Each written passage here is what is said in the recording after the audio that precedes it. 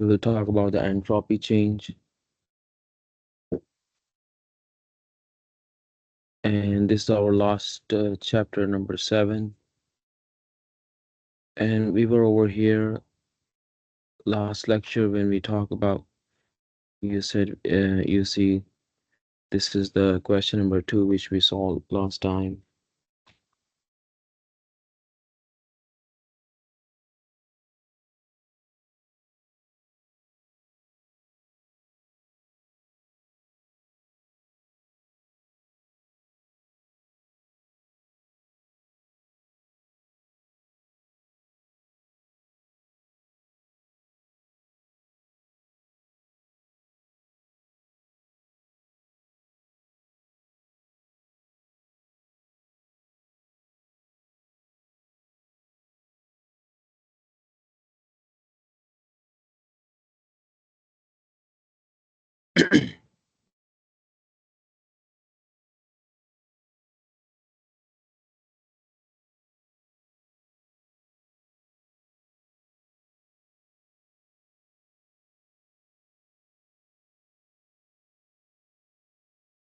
So this is, uh,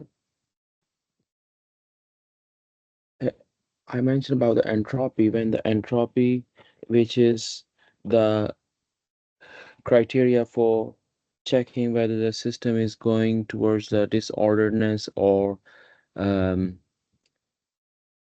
or towards the reversibility, because entropy change for a reversible process is always 0. That's what we learned in our previous lecture. So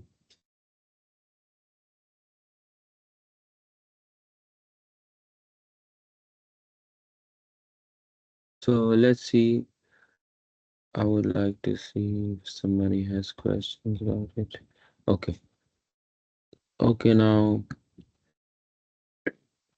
so that, and there is a word sgen. When you see this word sgen, don't panic.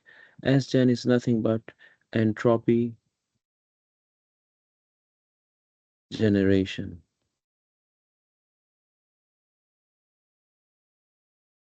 So it is the, like, for example, in this example, for example, over here, if you see, this is the system which is surrounded by the boundary, and the heat is being rejected. You see my point? And surrounding receives the heat, but the uh, system rejects the heat. So when the system rejects the heat, you have to consider the heat rejection as negative.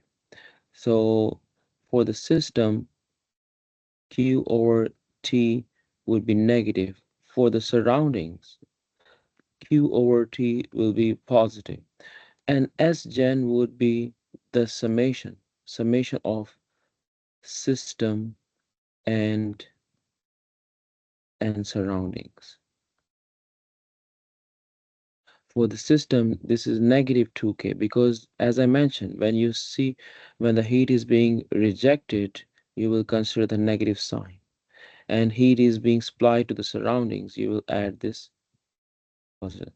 And when you add, as 3 minus 2 gives you 1 kilojoules per Kelvin. This is the unit of entropy. So you see my point? So this is positive. It means entropy is generated. It's a entropy generation principle. So let us see for pure substances. You have studied chapter number 3. So let me show you. Chapter 3, you studied about all these tables, but we did not cover these last 3 columns, correct? So today we will cover last 3 columns, which is talking about the entropy. So let me tell you a little bit about the entropy here. This every system has its entropy value. As entropy value can be found from the water table or water temperature table, water pressure table, or other pure substances. Entropy change for pure substances. So now we will talk about the entropy changes. So let me show you a table how you will read the entropy. Okay, guys. So let me show you over here.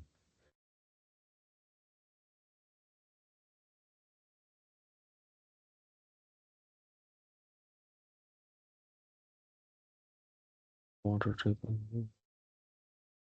Okay, good. So over here.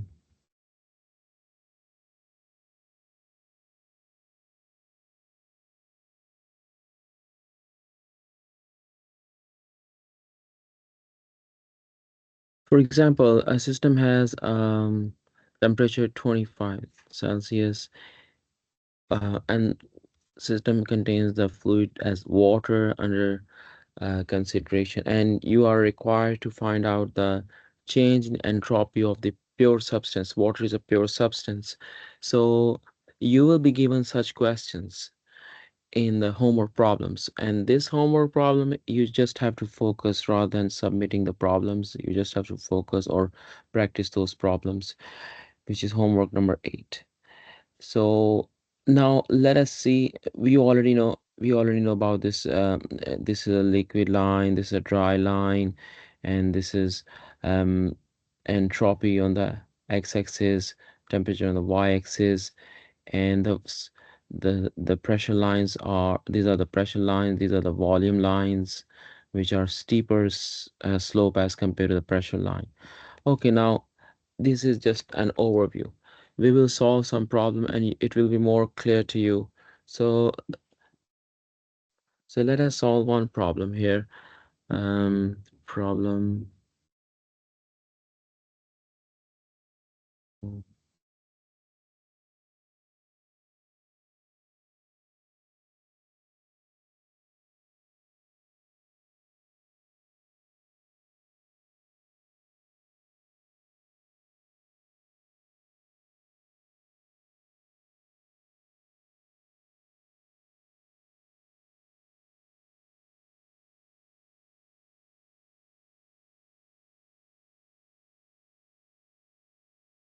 An energy source.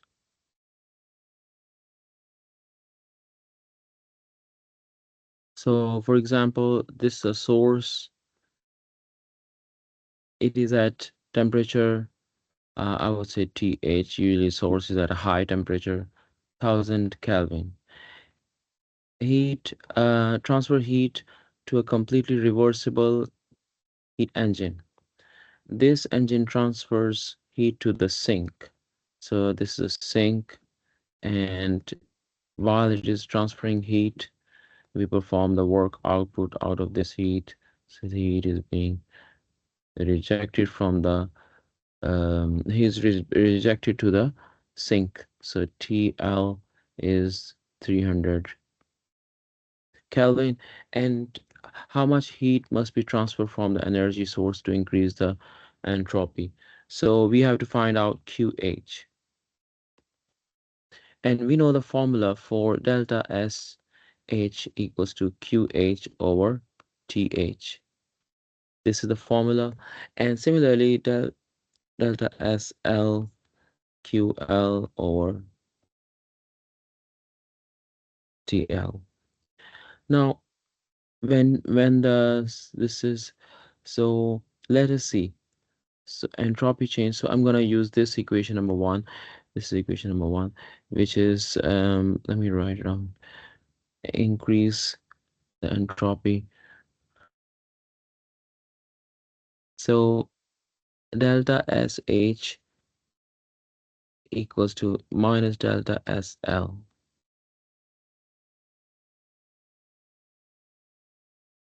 The reason being that Sgen, in this case for a reversible, this is 0, and once it is 0, we know that delta SH plus delta SL equals to 0, or vice versa. And so the increase and the entropy of the energy sink by,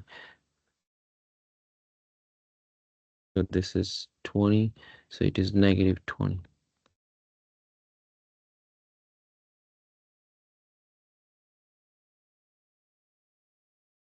As I mentioned that heat is rejected, so you have to consider the negative sign. So now you will see this is negative 20 QH over 1000.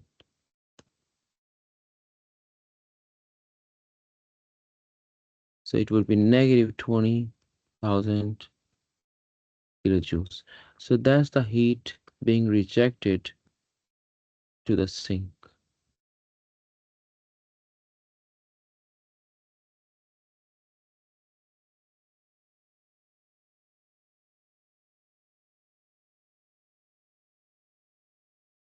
So let me know if you have any question. If you understood this problem, please type in yes. If not, I will try to explain it again.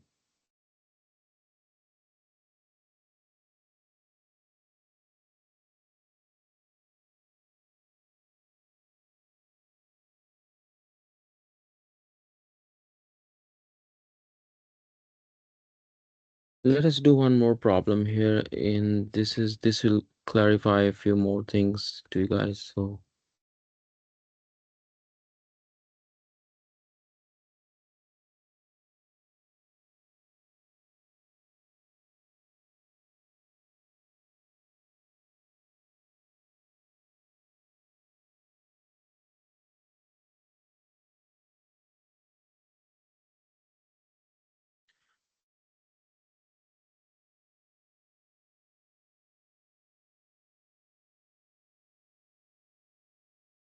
So air is compressed by a compressor.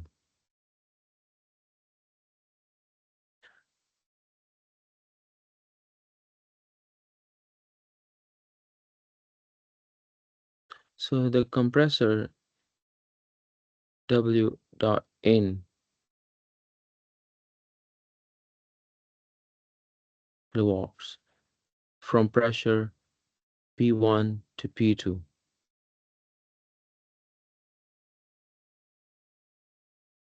Imagine this is my compressor and pressure P1 is raised to P2 and the work is input. The rate of energy is input inside the compressor to compress the air from certain pressure.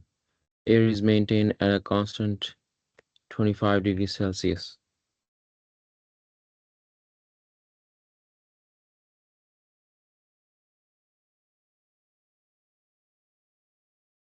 As a result of heat transfer to the surrounding medium. So the surrounding, I would say TS, T sub S,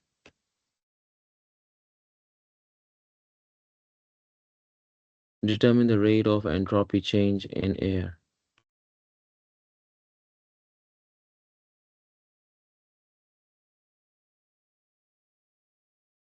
In kilowatts.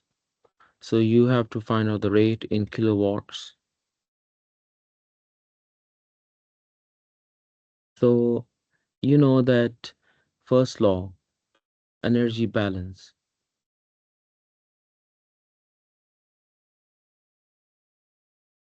So E dot in minus E dot out, I would say delta E dot. This is zero because this is steady uh, flow system. So energy dot in, this is Q dot in. So during the process, the heat transfer to the surrounding. Heat transfer to the surround means Q is coming out. So this is in, this is out. So I'm gonna write down this A dot in as W dot in and E dot out as Q dot out. And that is equal to zero. That means that rate of energy going in equals to the rate of energy coming out in terms of heat. And in our case, this is 30 kilowatts.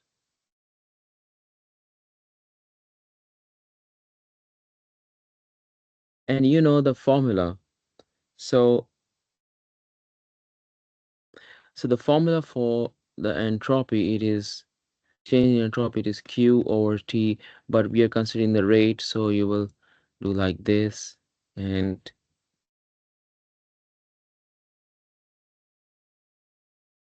so what is this? So heat is out. So I'm gonna use this negative.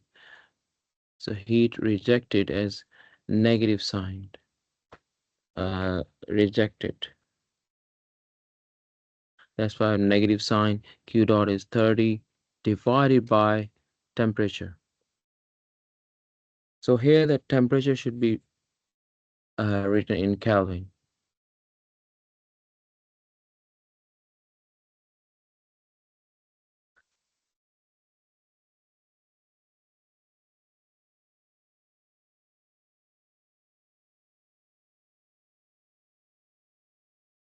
298 Kelvin.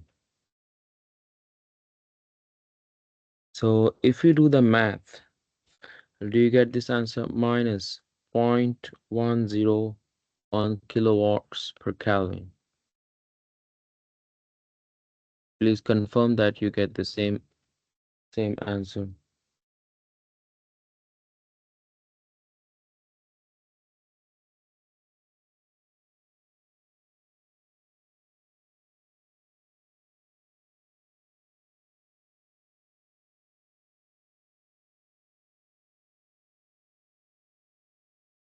Okay.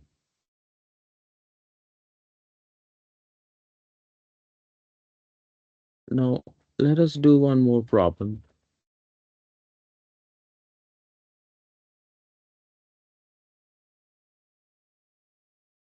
Before I move forward, do you understand? If you understood this problem, type in yes in the chat box. Otherwise, you can ask your professors some question.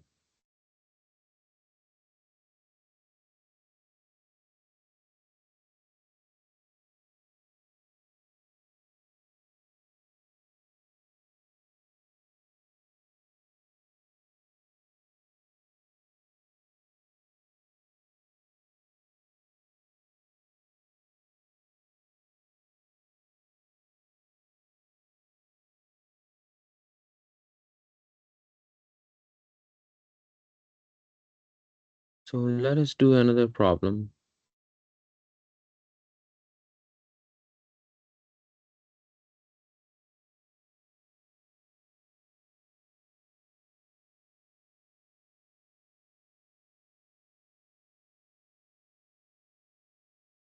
I want to make sure that you guys can hear me. Is everything looks good? Because I'm not feeling any response from the students.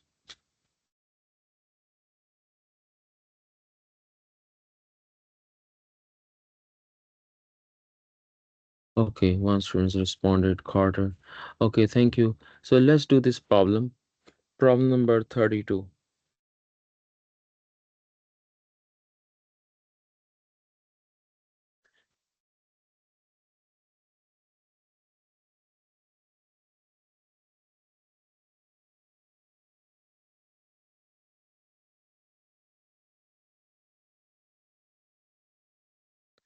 So what it says,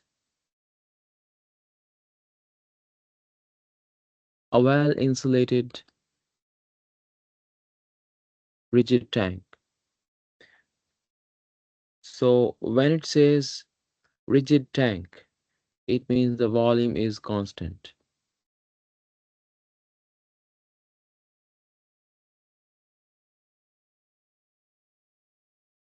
Perfectly insulated means Q is 0. So mass is 5 kilograms of liquid vapor mixture of water. So if I draw the vapor dome, so its volume I would say pressure. Um, let's do this like in the entropy.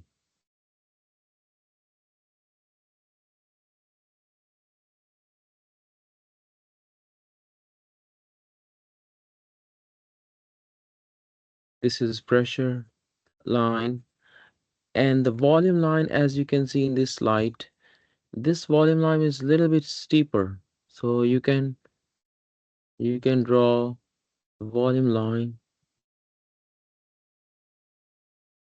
as like this. The pressure is 150 kilopascal.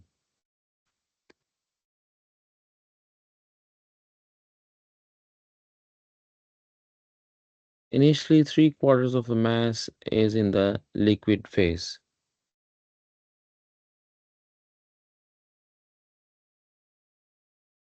So if it is 3/4 mass in the liquid phase, so mass of vapor or the total mass. So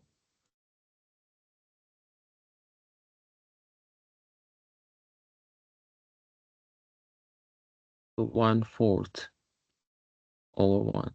So it is 0.25. The quality is 0.25 because it says 3/4 of the mass is in the liquid phase.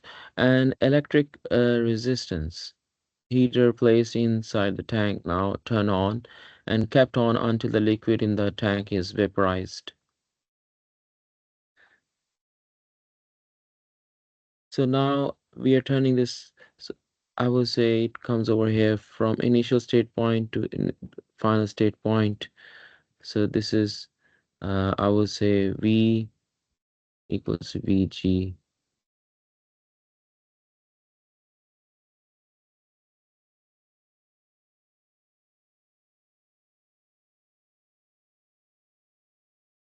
Or you can solve like this. Okay, now determine the entropy change of the steam during this process. So we have to find out the entropy change S2 minus S1. So let us try to find out S2 and S1. So S1 is in the liquid vapor mixture, can be written like SFX SFG. I would say SFG is like a difference between F and G. So let me go to the table.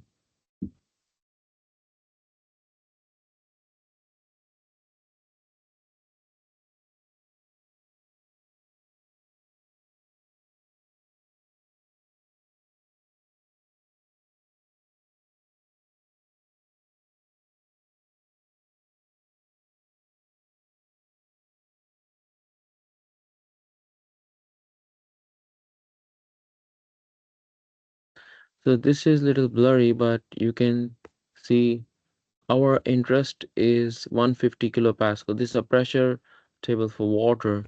So now I'm gonna draw this block around this.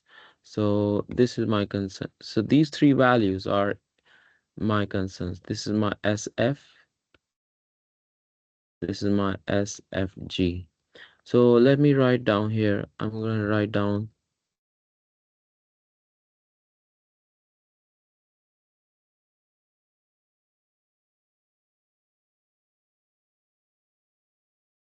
I'm sorry. This is 1.4337.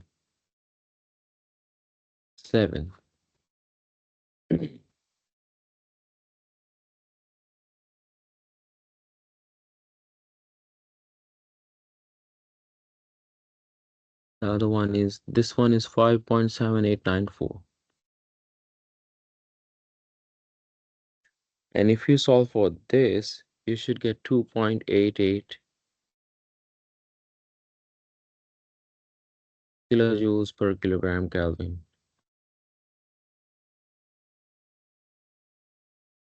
This is a specific entropy. Over here it's a total entropy. specific entropy and total entropy.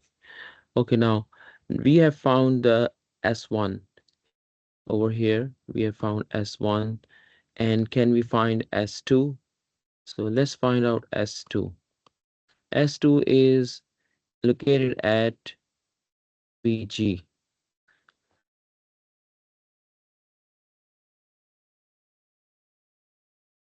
So now we want to find out what is V1. V1 is also equals to x Vg minus Vf. That will give us Vg value. So if I tell you this is my Vf, this is my Vg. Vf is 0.001053, and this is 1.1594 minus 0.001053.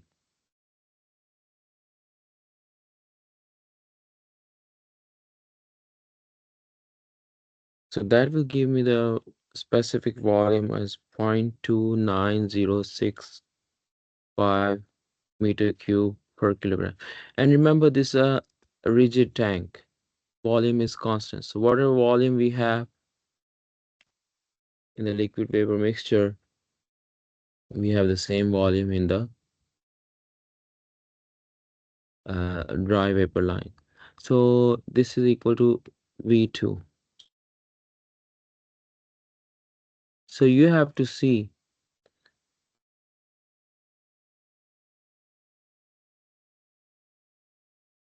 So you will see this point. What is find S2 at V2 equals to 0.29065.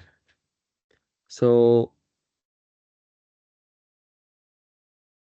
if I go to the table again,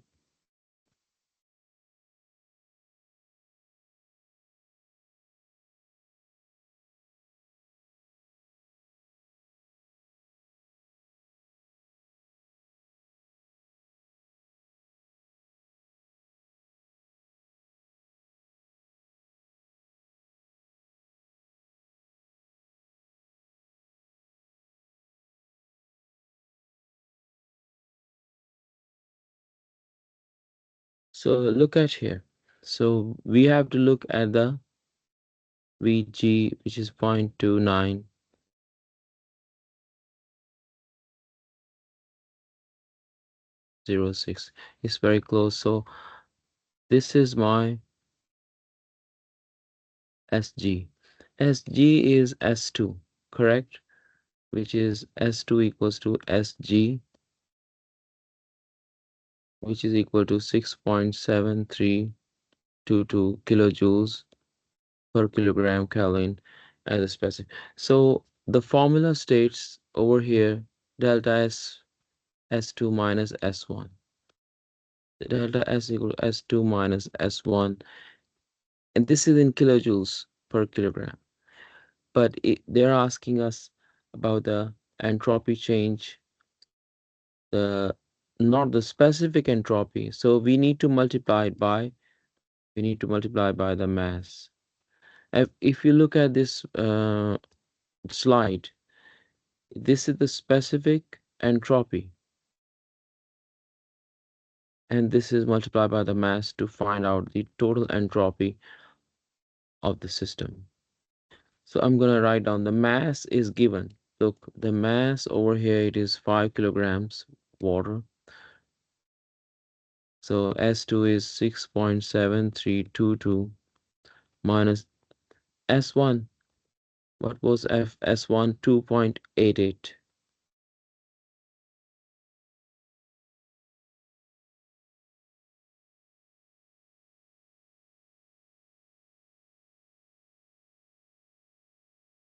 So this is your answer.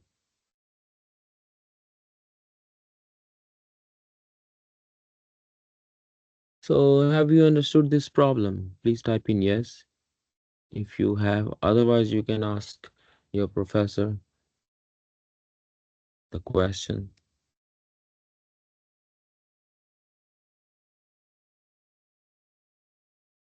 Okay, that's good. Now let's do one slide now. I want to show you the next slide.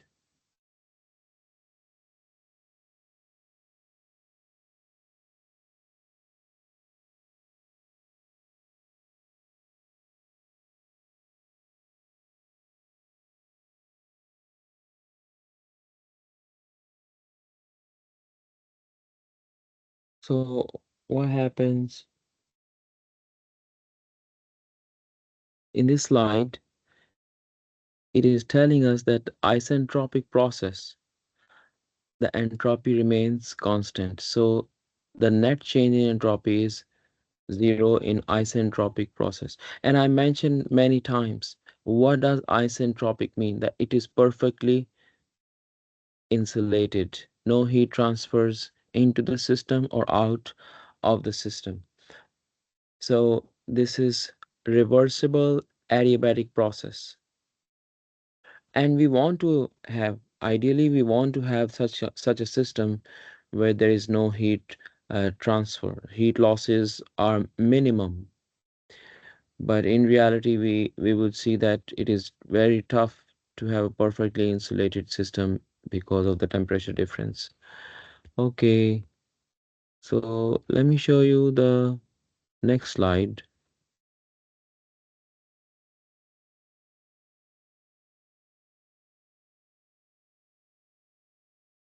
So if you are given the entropy change, you can find out the heat transfer. Heat transfer can be written down as this formula.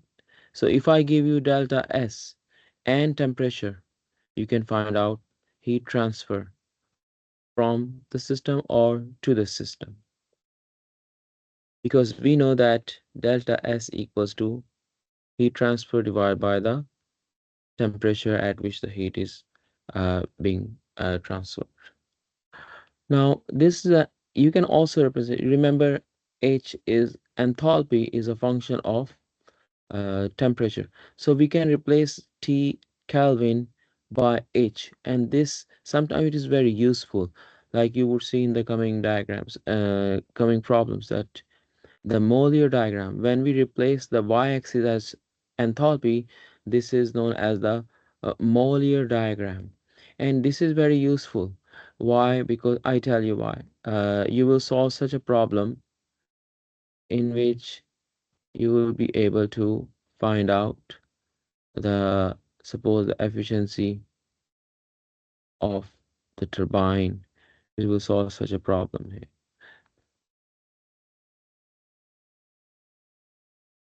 So efficient turbine output over input. Sorry, this is compressor. This is S, this is H. This is the efficiency of a compressor because you are compressing.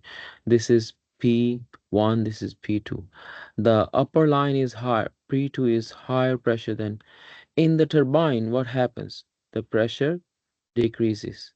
So pressure P1 is higher in turbines. So rather than going isentropic process, ideally it should be isentropic, like, but what happens, this does not remain ideal, it goes to 2 prime. So we can find out the turbine efficiency by H1 minus H2 prime over H1 minus H2. We will learn this in the coming slide, but over here compressor, let me show you a trick, just to tell you a trick. If you want to find out the efficiency of a compressor or a turbine, then you will always, this for compressor, you will always see the smaller difference. The trick is, this is smaller difference as compared to this difference. Smaller difference will be written on the numerator, H2 minus H1. Divide, larger difference will be written in the denominator. You see my point, guys? And over here again the same trick. You have to take the difference between the enthalpies. This is actual, this is the actual, this is uh, like ideal. Ideal gap is larger, therefore the larger difference would come in the denominator, and you will find out the efficiency of turbine or compressor that way. I'm just alluding it to you. You will see this problem and I will explain it more clearly when the time comes. Okay, let's do this. You see, this this diagram is telling you that gases have more disorderedness than liquids. Liquids molecules are closer to as compared to the gases, and solid molecules are much closer as compared to the gases. So the disorderedness over here, I would say, entropy. Entropy of gas is larger as compared to entropy of liquid. And this is larger as entropy of solids. You see my point, guys? And therefore, the third law of thermodynamics says when you reduce the temperature of any substance, pure substance, to 0 Kelvin, this becomes a crystal.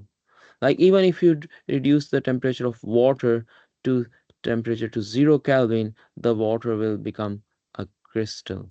And crystal has very fine organized pattern of joining together. Therefore, entropy is zero at temperature 0 Kelvin. For any substance, any pure substance, this is the third law. Third law states a pure crystalline substance is at absolute zero temperature, perfect order, and its entropy is zero. This is the third law. You see, this is the haphazard or disorganized energy. It is not giving us any useful work output. Have you understood this slide? If you have understood this slide, please type in yes. If not, I will try to explain.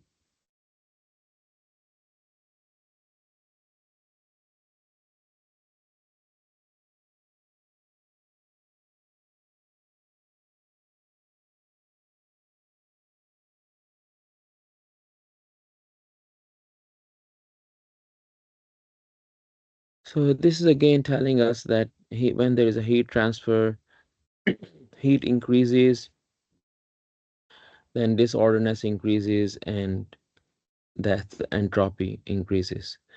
Let's go to the next slide. Now, what are the relationship for the control volume and the closed system?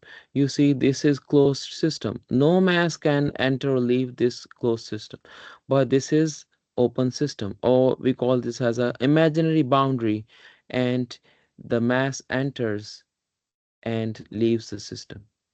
This is a control volume. And now, what is the energy balance? So we know when you see du, this is for the closed system. When you see dH, this is for the open system. So entropy change, the formula. I can derive the formula, but for the sake of time, I can still show you the very. You see the two equations. So this is for the closed system. This is for the open system. Why did I say like this? Because H, enthalpy, it is U plus PV. This is pressure times specific. This is a flow energy. And flow energy can only happen inside the open system. You don't have any flow of fluid in the closed system. That's why when you see this formula, it means for the open system, this formula for the closed system. Please, you can note down in your formula sheet. And these are TDS equations. T is the Kelvin and Gibbs equation. These are also known as TDS or Gibbs equation. I can prove one equation for you. This is energy balance.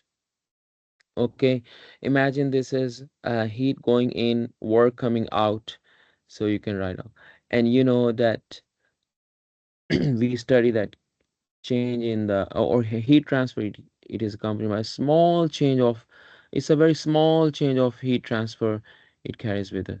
So the net heat transfer. So if I apply the energy balance here, so you know this TDS plus P minus PdV work. What is work? We know that PdV is a for small change. TDS minus pdv equals to du. This is first law. I just plugged in all the values here. So now we will divide, I will bring it to the other side. This will become positive. This will become positive here. So I can write down. Now I will divide the whole equation by t, by t, by t here. So now you're left with, you see the same equation. This is for the closed system. Similarly, you can prove this by yourself. But this is, you don't need to derive it, but it's easy. So these are the two important equations to find out the entropy change for reversible. It is valid for both reversible and irreversible processes.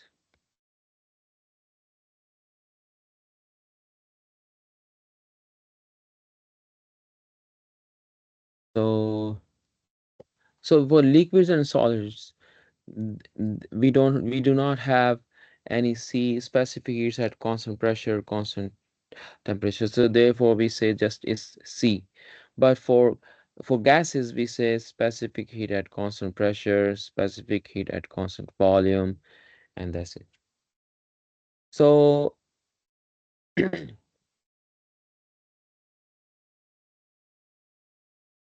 so from this formula,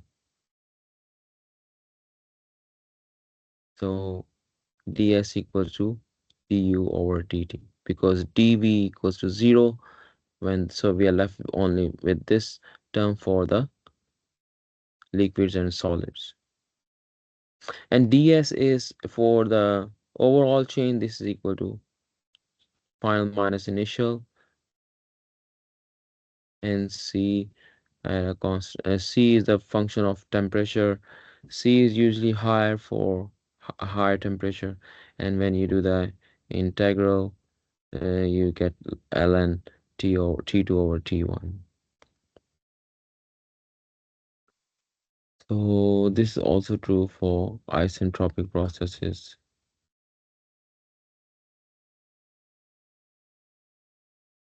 Okay, let me show you another equation. Next slide here. Now for the control, I think I told you. Yes, this is for the second Gibbs equation for the control volume. We have dH here. So dH, you already know this is equal to Cp delta T. Du is Cv delta T. You do the math over here and you finalize. This is a small change. This is a total change, overall change. We have to consider the integral for the overall change. And Cv is a function of temperature, and plus R ln V2. The integral of this one is, you have to do the integration for 3. You can say like this, and this is delta S. The left hand side is delta S.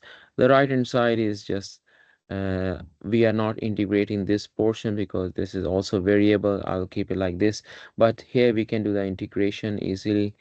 Similarly, you can do the integration of the this side and this.